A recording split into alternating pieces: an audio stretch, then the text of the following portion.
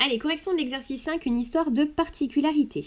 Alors, première question, placez le point D de façon à ce que ABCD forme un parallélogramme et déterminez en justifiant la mesure de ses angles.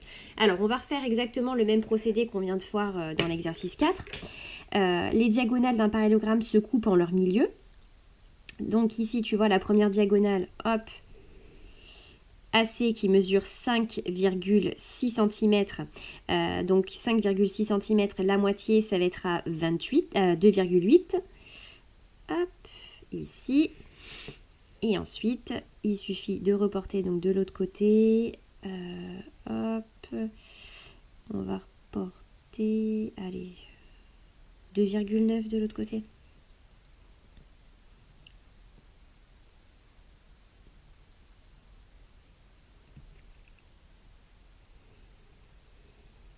Voilà. Et voilà, ça c'est mon point D. Et maintenant, on n'a plus qu'à relier les points. Voilà. Et pour la construction, donc, on a utilisé le fait que les diagonales se coupent en leur milieu. Alors, il faut aussi qu'on détermine en justifiant les mesures de ces angles. On va réinvestir les propriétés du parallélogramme qu'on a déjà vu. On sait que deux angles consécutifs d'un parallélogramme sont supplémentaires, c'est-à-dire que leur somme fait 180 degrés. Celui-ci, il fait déjà 90 degrés, donc forcément celui-ci fait également 90 degrés. Et donc on a un angle droit. On sait aussi que les angles opposés d'un parallélogramme sont de même mesure. Donc l'angle ADC, il fait lui aussi 90 degrés comme il est opposé à celui-ci. Et l'angle DAB, son angle opposé c'est l'angle DCB. Donc celui-ci fait aussi 90 degrés. Alors on va dire que les angles opposés d'un parallélogramme sont de même mesure. Donc, l'angle, avec ce qu'on avait de base, hein, donc la mesure de l'angle ABC, c'est la même que la mesure de l'angle ADC, à savoir 90 degrés. Et on sait aussi que deux angles consécutifs d'un parallélogramme, eh bien on sait que deux angles consécutifs d'un parallélogramme sont supplémentaires.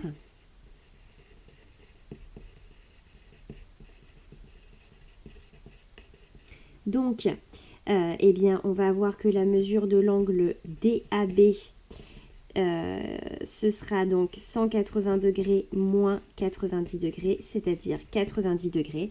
Et pour les mêmes raisons, on a également l'angle DCB, comme il est opposé à l'angle DAB, lui aussi il fait 90 degrés. Ensuite, question 2. Sais-tu comment on appelle un quadrilatère qui a 4 angles droits? Alors, un quadrilatère qui a 4 angles droits, c'est ce qu'on appelle un rectangle. Question suivante. Au-delà du fait qu'elles ont le même milieu, quel est le point commun des diagonales AC et BD? Alors, tu vois, donc, elles ont le même milieu parce que ABCD est un parallélogramme.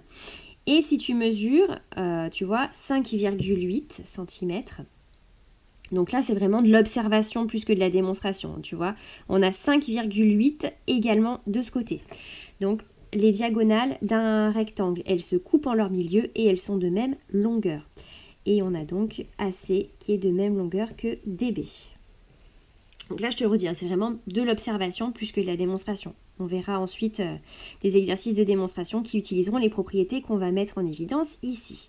Alors ensuite, question 4. Placez le point H de façon à ce que EFGH soit un parallélogramme.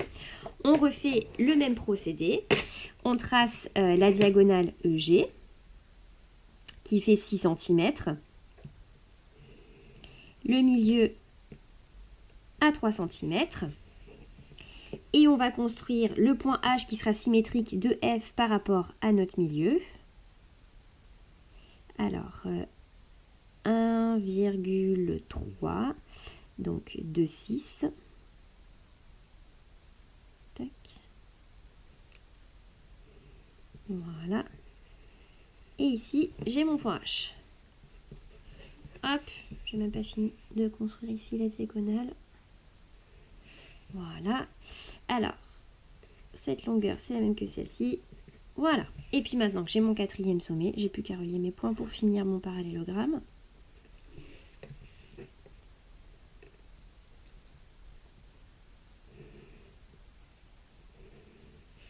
Ok.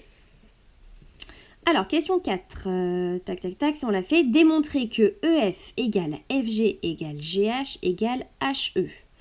Alors, on va se resservir des propriétés du parallélogramme et celle qui va nous intéresser particulièrement ici, ça va être celle qui concerne les côtés opposés. Puisque EFGH est un parallélogramme, eh bien, on sait que les côtés opposés sont de même mesure. Donc, on va voir que la longueur EH sera la même que la longueur FG. Et de la même façon, EF sera de même longueur que HG. Finalement, on a les quatre côtés qui sont de même mesure. Alors, on écrit EFGH est un parallélogramme.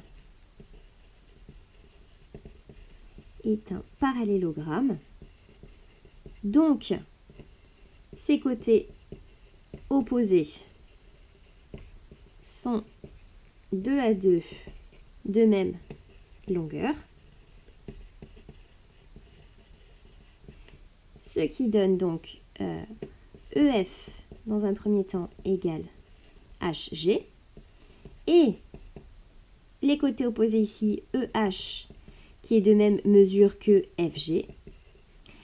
Et comme d'après le codage de la figure, on a EF qui est égal à FG,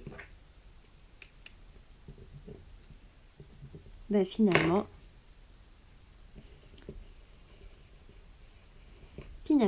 on a EF égale HG égale, donc ces deux longueurs égale EH égale FG. Puisque ces deux longueurs-là sont les mêmes, du coup, on a l'égalité des 4. Alors, question 5. Sais-tu comment on appelle un quadrilatère qui a 4 côtés de même longueur? Alors, un quadrilatère qui a 4 côtés de même longueur, c'est ce qu'on appelle un losange.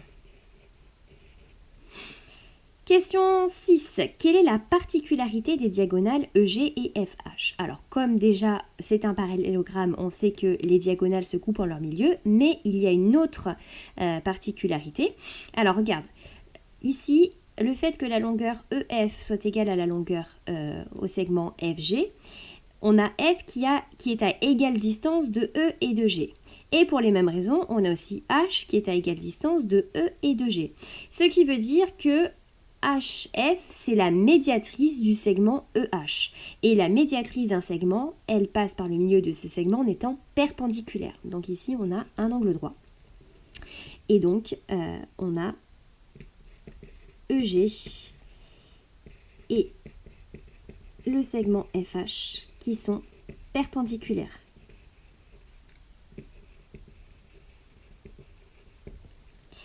Ensuite, question 7. Placez le point J de façon à ce que IJKL soit un parallélogramme et coder les longueurs égales et les angles droits. Alors, on y retourne. De la même façon, hop, première diagonale qui fait 3,6 cm. Donc, je vais placer le milieu à 1,8 qui est ici. Je construis le symétrique de L par rapport au milieu qui est là. Alors tu vois, ça fait aussi 1,8. Donc de l'autre côté, on va aller jusqu'à 3,6. Voilà.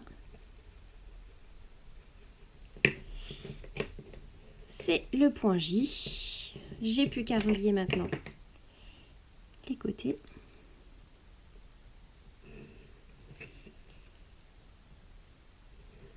Ok. Et là, ça va être un peu un bilan de ce qu'on a vu précédemment. Puisque, regarde, on vient de construire un parallélogramme qui a un angle droit.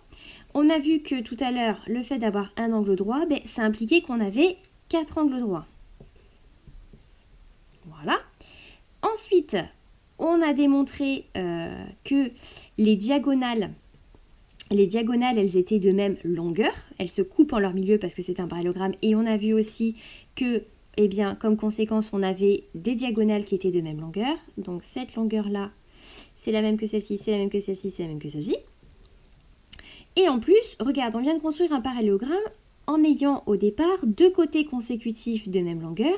Et on a vu que quand on en avait deux consécutifs de même longueur, ça impliquait qu'on avait les quatre de même longueur. Voilà. Finalement ici, on a un quadrilatère qui a 4 angles droits, dont les diagonales sont de même longueur et qui a ses 4 côtés de même longueur aussi. Alors question 8, sais-tu comment on appelle un quadrilatère qui a 4 angles droits et 4 côtés de même longueur? Eh bien, c'est ce qu'on appelle un carré.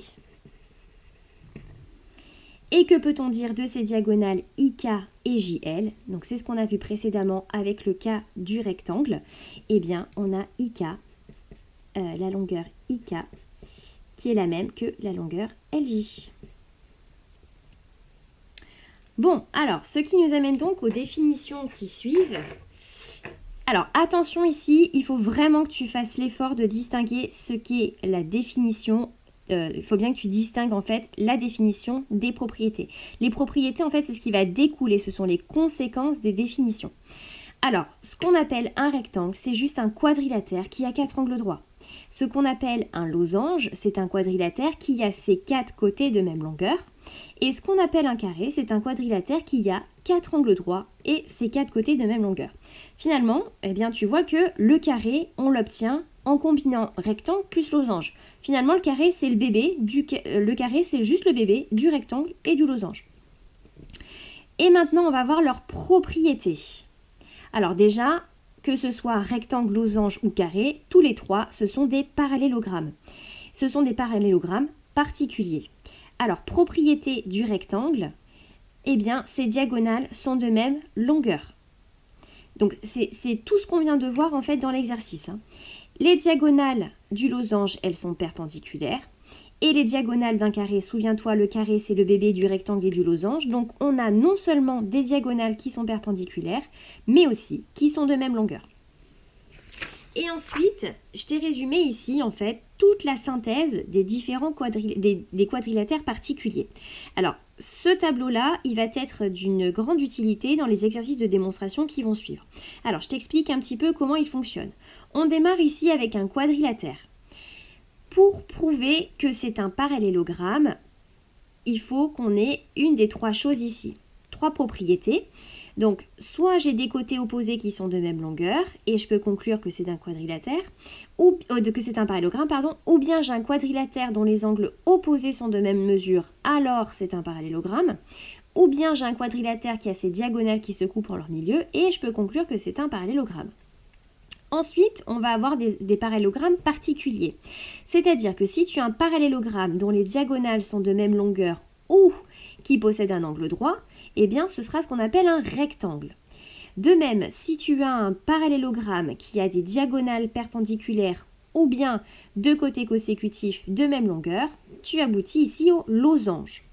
Et ensuite, eh bien, si tu as un rectangle qui a deux côtés consécutifs de même longueur ou des diagonales perpendiculaires, à partir du moment où de ton rectangle, tu récupères également les propriétés du losange, on en conclut qu'on a un carré.